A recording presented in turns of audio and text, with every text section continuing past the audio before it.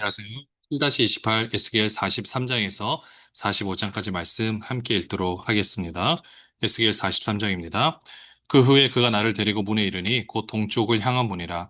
이스라엘 하나님의 영광이 동쪽에서부터 오는데 하나님의 음성이 많은 물소리 같고 땅은 그 영광으로 말미암아 빛나니 그 모양이 내가 본 환상 곧 전에 성읍을 멸하러 올 때 보던 환상 같고 그 발 강가에서 보던 환상과도 같기로 내가 그 곧 얼굴을 땅에 대고 엎드렸더니 여호와의 영광이 동문을 통하여 성전으로 들어가고 영이 나를 들어 데리고 안뜰에 들어가시기로 내가 보니 여호와의 영광이 성전에 가득하더라.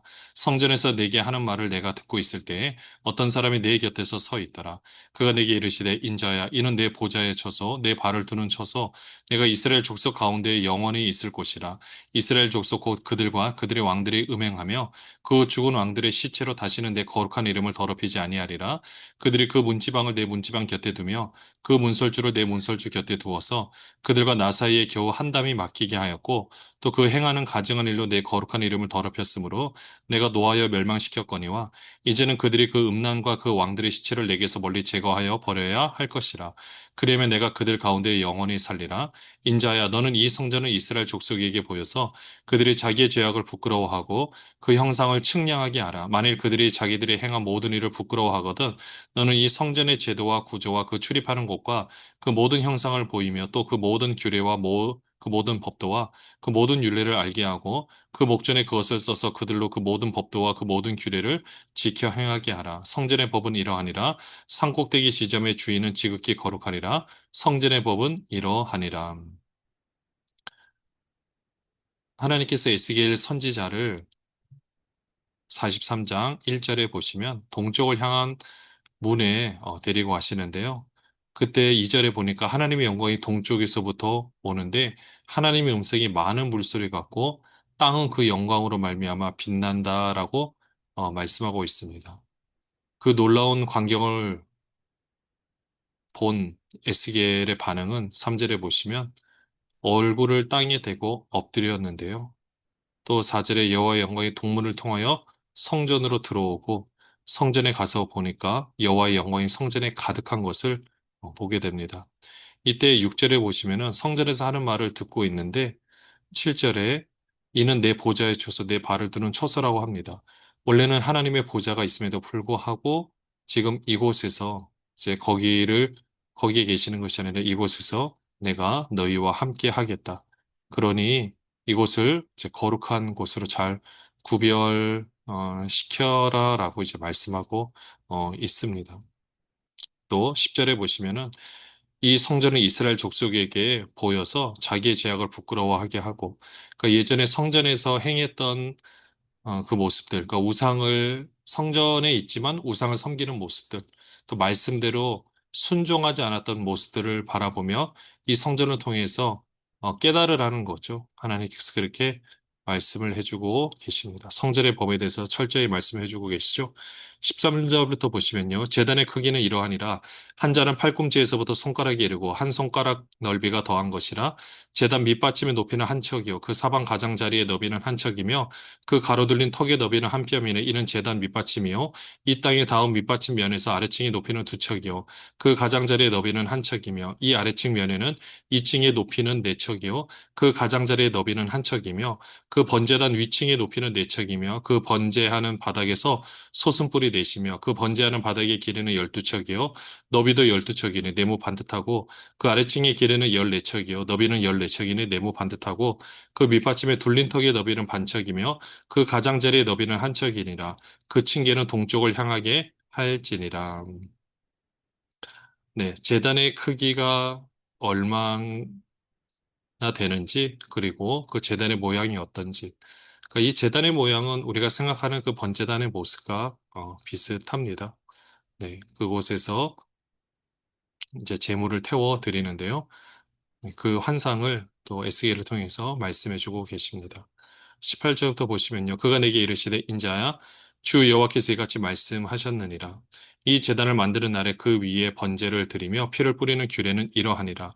주 여호와의 말씀이니라. 나를 가까이하여 내게 수종드는 사독의 자손 레위 사람 제사장에게 너는 어린 수송아지 한 마리를 주어 속죄 제물을 삼되 내가 그 피를 가져다가 제단의 네 뿔과 아래층 네 모퉁이와 사방 가장자리에 발라 속죄하여 제단을 정결하게 하고 그 속죄 제물의 수송아지를 가져다가 성전의 정한 처소 곧 성소 밖에서 불사를 지며 다음 날에는 흠없는 수염소 한 마리를 속죄 제물로 삼아 드려서 그 제단을 정결하게 하기를 수송아지로 정결하게 함과 같이 하고 정결하게 하기를 마친 후에는 흠없는 수송아지 한 마리와 때 가운데서 흠없는 수양 한 마리를 들이되 나 여호와 앞에 받들어다가 제사장은 그 위에 소금을 쳐서 나 여호와께 번제로 드릴 것이며 7일 동안은 매일 염소 한 마리를 갖추어 속죄 제물을 삼고 또 어린 수송아지 한 마리와 때 가운데서 수양 한 마리를 흠없는 것으로 갖출 것이며 이같이 7일 동안 제단을 위하여 속죄제를 드려 정결하게 하며 드릴 것이요 이 모든 날이 찬 후 제8일과 그 다음에는 제사장이 제단 위에서 너희 번제와 감사제를 드릴 것이라 그리하면 내가 너희를 즐겁게 받으리라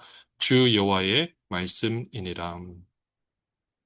번제단을 하나님께 드릴 때 어떻게 해야 되는지 그 규례에 대해서 다 말씀을 해주고 계십니다. 우선 19절에 보시면 수종주는 사독의 자손 레위 사람 제사장에게 어린 수송아지 한 마리를 주어 속죄 제물을 삼는 거죠.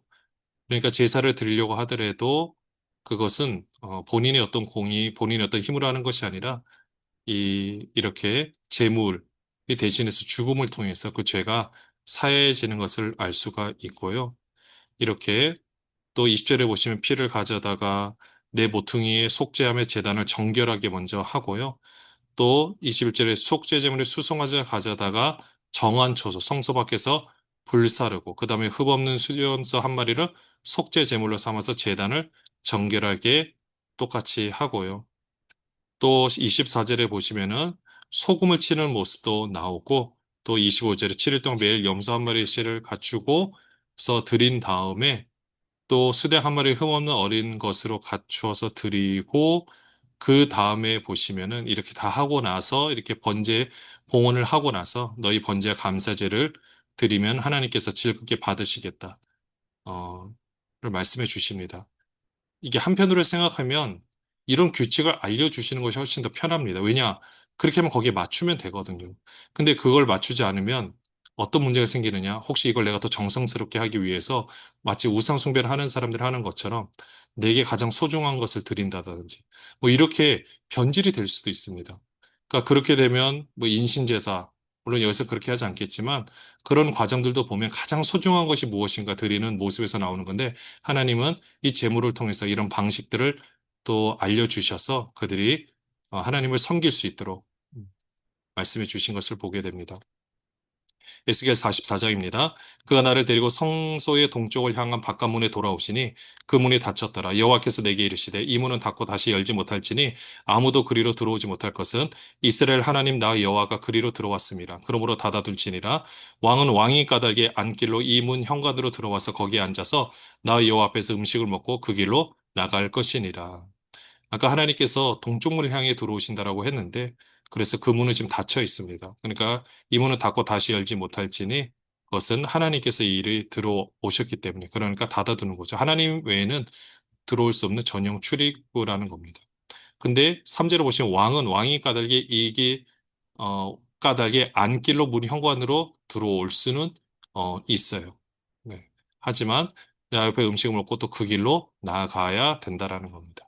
4절부터 보시면은요. 그가 또 나를 데리고 북문을 통하여 성전 앞에 이르시기로 내가 보니 여호와의 영광이 여호와의 성전에 가득한지라 내가 얼굴을 땅에 대고 엎드리니 여호와께서 내게 이르시되 인자야 너는 전심으로 주목하여 내가 네게 말하는 바 여호와의 성전의 모든 규례와 모든 율례를 귀로 듣고 또 성전의 입구와 성소의 출구를 전심으로 주목하고 너는 반역하는 자 곧 이스라엘 족속에게 이르기를 주 여호와께서 이같이 말씀하시기를 이스라엘 족속아 너희의 모든 가증한 일이 족하니라 너희가 마음과 몸에 할례 받지 아니한 이방인을 데려오고 내 떡과 기름과 피를 드릴 때에 그들로 내 성소 안에 있게 하여 내 성전을 더럽힘으로 너희의 모든 가증한 일 외에 그들이 내 언약을 위반하게 하는 것이 되었으며 너희가 내 성물의 직분을 지키지 아니하고 내 성소에 사람을 두어 너희 직분을 대신 지키게 하였느니라.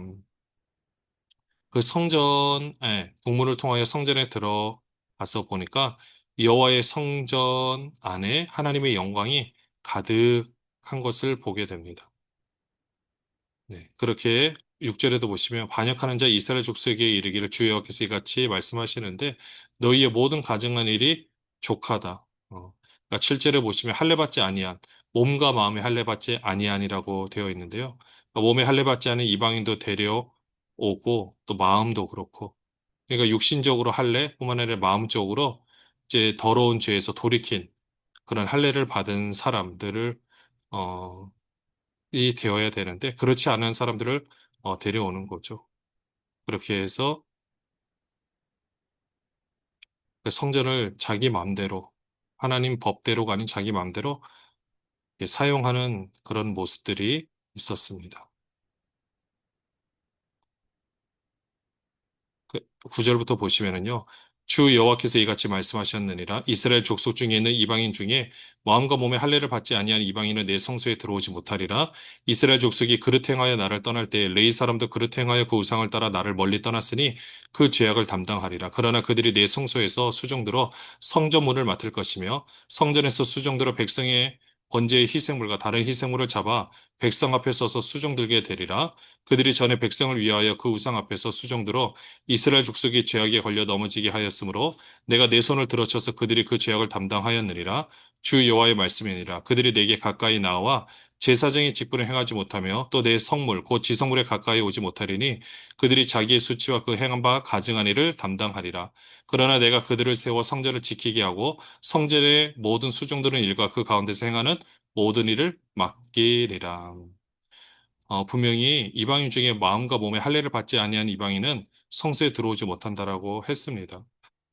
그렇게 해서 근데 10절에 레위 사람도 그릇 행하였다라고 되어 있어요. 부상을 따라 나를 멀리 떠났으니 그 죄악을 담당하게 될 것이다. 원래 하나님께서는 레위 사람들에게 하나님의 일을 담당할 수 있는 직분을 주셨는데 13절에도 보시면 내게 가까나 제사 직분을 행하지 못하며 또 내 성물 지성물에 가까이 못하리니 그들이 자기의 수치와 그 행한 바 가증한 일을 담당하리라. 그러니까 말씀대로 살지 않은 거죠. 그 뜻대로 행하지 않았던 거죠.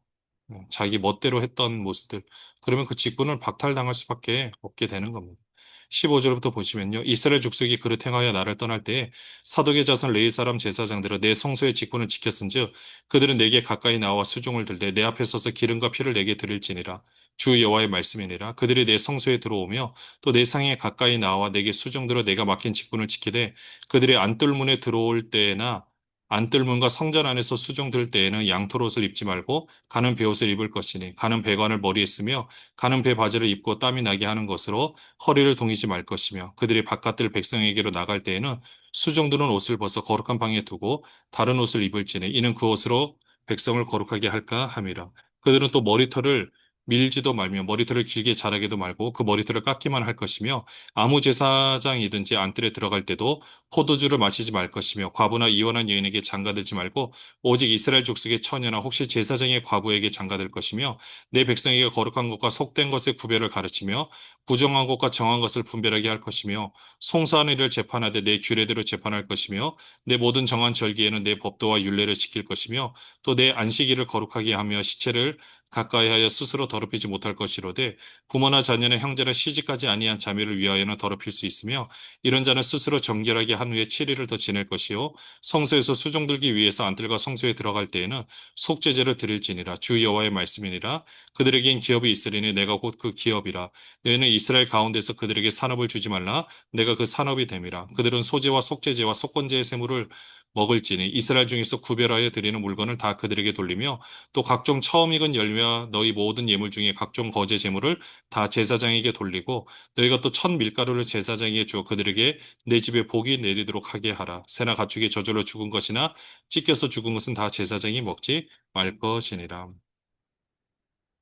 제사장들에 대해서 하나님께서 말씀을 해 주십니다. 15절에 보시면 제사장들은 내 성소의 직분을 지켰은즉 이제 하나님의 일을 감당을 하게 되는데요. 그들은 16절에 성소에 들어오고 내상에 가까이 오게 됩니다. 그래서 그들이 지켜야 할 규례들을 보시면 17절에 양토로 입지 말고 가는 베옷을 입고 또 18절에 뭐 가는 배가 머리에서 배바지를 입고 땀이 나게 허리에 동이지 뭐 말고요. 거룩한 옷을, 수종들은 옷을 벗어 거룩한 방에 두고 다른 옷을 입을지니. 그러니까 하나님 앞에서 수종들 때는 거룩한 옷을 입고 또 옷을 갈아입고 또 밖에 있는 사람들을 만날 때는 거기에 걸맞는 옷을 입는 거죠. 그러니까 하나님의 일을 할 때는 정말 거룩한 마음으로 감당하는 거죠. 근데 여기서 우리가 하나님 일을 할 때 거룩하는 거니까 나머지는 거룩하지 않다 이렇게 생각할 것이 아니라 그만큼 하나님 앞에서 두렵고 떨리는 마음으로 이 맡은 귀한 일들을 수종 들고 있다라고 생각하시면 됩니다. 그러니까 우리의 모든 사역은 성스러운 사역인 거죠. 그러니까 성스러운 사역은 하나님께서 맡겨주신 귀한 사역. 마찬가지로 우리의 삶도 또 성스러운 삶의 모습입니다. 또 21절에 안뜰에 들어가 포도주 마시지 말고 왜냐 잘못 포도주를 마시고 자기 멋대로 취해서 잘못된 행동을 할 수 있기 때문에 음, 자, 그렇기 때문에 그거 안 되고요.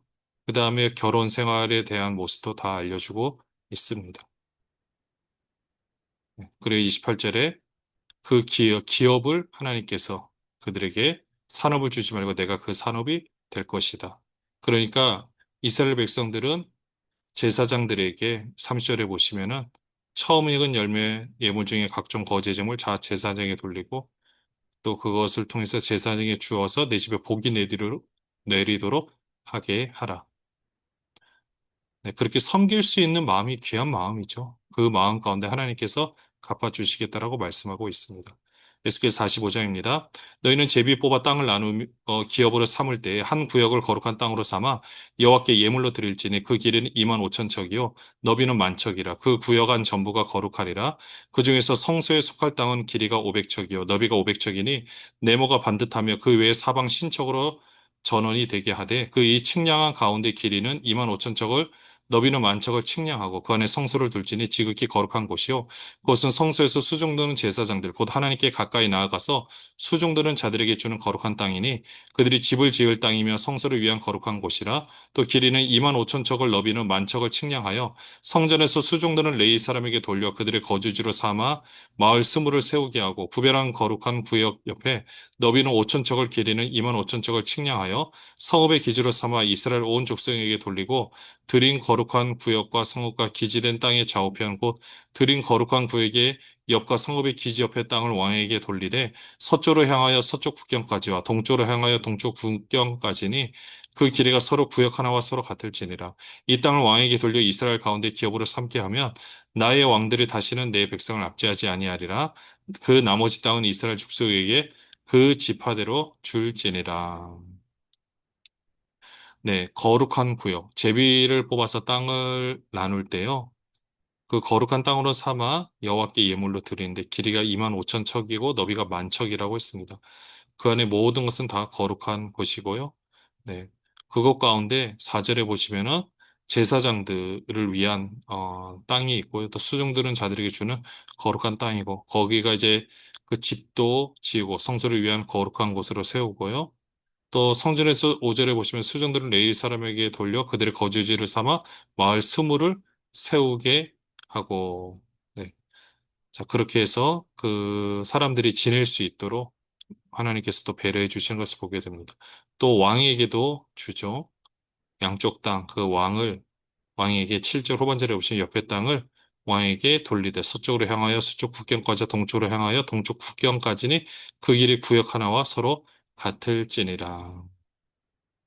네, 그렇게 해서 다 나눠주게 합니다. 19절입니다. 주 여호와께서 이같이 말씀하셨느니라. 이스라엘의 통치자들아 너희에게 만족하니라. 너희는 포악과 겁탈을 제거하여 버리고 정의와 공의를 행하여 내 백성에게 속여 빼앗는 것을 그칠지니라. 주 여호와의 말씀이니라. 너희는 공정한 저울과 공정한 에바와 공정한 밭을 쓸지니 에바와 밭은 그 용량을 동일하게 하되 호멜의 용량을 따라 밭은 10분의 1을 호멜을 담게 하고 에바도 10분의 1을 호멜을 담게 할 것이며 세겔은 20계라니 20세겔과 25세겔과 15세겔로 너희 만회가 되게 하라. 너희가 마땅히 드릴 예물은 이러하니 합일 한 호밀에서는 6분의 1 에바를 드리고 보리 한 오멜에서도 6분의 1 에바를 드리며 기름은 정한 규례대로 한 고루에서 10분의 1 밭을 드릴지니 기름의 밭으로도 말하면 한 고루는 10밭 곧 한 호멜이며 10밭은 한 호멜이라 또 이스라엘의 윤택한 초장에 가축대 200마리에서는 어린 양 한 마리를 드릴 것이니라. 백성을 속죄하기 위하여 이것들을 소재와 번제와 감사제물로 삼을지니라. 주 여호와의 말씀이니라. 이 땅 모든 백성은 이 예물을 이스라엘의 군주에게 드리고 군주의 본분은 번제와 소제와 전제를 명절과 초하루와 안식일과 이스라엘 족속의 모든 정한 명절에 갖추는 것이니 이스라엘 족속을 속죄하기 위하여 이 속죄제와 속죄의 번제와 감사제물은 갖출지니라. 통치자들이 어떻게 통치를 해야 될지 알려주고 계시는데요. 무엇보다 9절 후반절에 보시면 포악과 겁탈을 제거하고 정의와 공의를 행하는 것, 백성에게 속여 빼앗는 것을 그치라는 거죠. 무엇보다 공정한 저울을 쓰라고 했습니다. 에바와 밭, 네. 대략 22리터 정도 되는 양이라 할 수 있는데요. 밭도 같은 용량입니다. 네, 이걸 따라서 호멜의 용량을 따라 밭은 10분의 1 호멜을 담게 하고요. 에바도 10분의 1 호멜을 담게 하는 겁니다. 네. 10분의 1 호멜이면 아까 말한 그 에바하고 비슷할 수가 있겠죠. 자, 그렇게 해서 다 이것을 담고요. 12절에도 보시면 세겔이 나옵니다. 1세겔은 대략 한 11.4g 정도, 20게라, 20게라니까 한 0.57g. 그러니까 이런 부분도 다 이제 만회라고도 되어 있는데, 자, 이렇게 해서 필요한 부분들을 정확하게, 여기서 중요한 거는 정확한 용량을 누구든지 다 상식적으로 통하는 그것으로 정확하게 기준을 삼으라는 겁니다. 그래서 그들에게 알려주라는 거죠. 그래야 그들이 손해가 없기 때문에 장사를 잘 할 수 있기 때문에 통치를 또 잘 할 수가 있습니다. 자, 이렇게 해서 모든 것을 속죄제와 또 소제와 번제와 감사제물도 잘 갖춰서 준비하게끔 하는 것을 봅니다. 18절부터 보시면은요. 여호와께서 이같이 말씀하셨느니라. 첫째 달 초하룻 날에는 흠없는 수송아지 한 마리를 가져다가 성소를 정결하게 하되 제사장이 그 속죄제 희생제물의 피를 가져다가 성전 문설주와 제단 아래층 네 모퉁이와 안뜰 문설주에 바를 것이요 그 달 7일에도 모든 과실범과 모르고 범죄한 자를 위하여 역시 그렇게 하여 성전을 속죄할지니라. 첫째 달 열 나흘 날에는 유월절을 7일 동안 명절로 지키며 누룩 없는 떡을 먹을 것이라. 그날에 왕은 자기야 이 땅 모든 백성을 위하여 송아지 한 마리를 갖추어 속죄제를 드릴 것이요 또 명절 7일 동안에는 그가 나 여호와를 위하여 번제를 준비하되 곧 이래 동안에 매일 흠없는 수송아지 7마리와 수양 7마리이며 또 매일 수듬사 한 마리를 갖추어 속죄제를 드릴 것이며 또 소제를 갖추어 수송아지 한 마리에는 밀가루 한 에바요 수양 한 마리에도 한 에바며 밀가루 한 에바에는 기름 한 흰식이며 일곱째 달 여섯째 날에 7일 동안 명절을 지켜 속죄제와 번제며 그 밀가루와 기름을 드릴지니라. 하나님 앞에 제사를 어떻게 드려야 되는지도 또 자세하게 말씀해 주고 있는데요. 먼저 첫째 달 초하는 날에 흠없는 수송아지 한 마리 드리고요.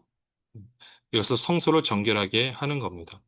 그때 19절에 속죄제 희생제물의 피를 가져다가 성전 문설주 제단 가르친 모퉁이와 안뜰 문설주에 바르게 되고요.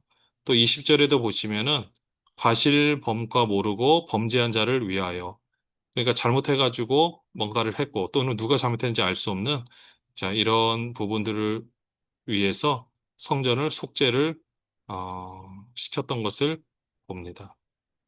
그리고 23절에도 보시면 명절 7일 동안에 여호와를 위해 번제를 준비하는데 이래 동안에 흠없는 수송아지 7마리 수양 7마리 매일 수염 3마리를 갖추어 이렇게 드리는데요. 또 24절에 소제 곡식의 소제를 드릴 때도 한 마리 밀가루 한 에바 그러니까 에바는 22리터쯤 됐죠. 이는 한 3.6리터쯤 된다고 보시면 됩니다. 그렇게 해서 다 드려서 밀가루 기름을 드립니다. 하나님께서 이 모든 법을 알려주신 것은 사실 우리를 위한 거죠. 너무 터무니없는 용량도 아니고 그렇게 해서 딱 양을 정해주고 정확하게 알려줌으로 인해서 하나님을 제대로 섬긴다라는 인식을 할 수 있도록 그래야만 사실 삶이 편하거든요. 우리의 삶도 하나님께서 이렇게 보면은 이런 모든 규칙과 규례를 알려주신 것은 우리가 더 잘 살게 하기 위함인 걸 보게 됩니다. 우리 이 말씀을 생각하면서 이 에스겔을 통해서 지금 무너진 성전이 회복될 것이다. 그 성전을 말씀해주고 계시는데 또 우리 삶 가운데도 우리 하나님 앞에 드렸던 그 예전의 성전, 우리 심령 성전이라고 부르는 이곳에서 하나님과의 관계가 다시 한번 회복이 되어지고 하나님께서 보여주시고 깨닫게 해주신 대로 우리 삶이 날마다 새롭게 변화되는 모든 분들 되시기를 바랍니다. 기도하겠습니다. 하나님 아버지, 무너진 성전이 회복되는 것처럼 에스겔을 통하여 환상을 보았던 것처럼 오늘 우리를 통하여서 이루어 가시는 줄로 믿습니다. 우리 삶을 새롭게 디자인하여 주시고 새롭게 만져주시고 하나님의 은혜와 사랑 가운데서 날마다 새로운 삶, 복된 삶을 경험하게 하여 주시옵소서. 예수 그리스도의 이름으로 기도합니다. 아멘.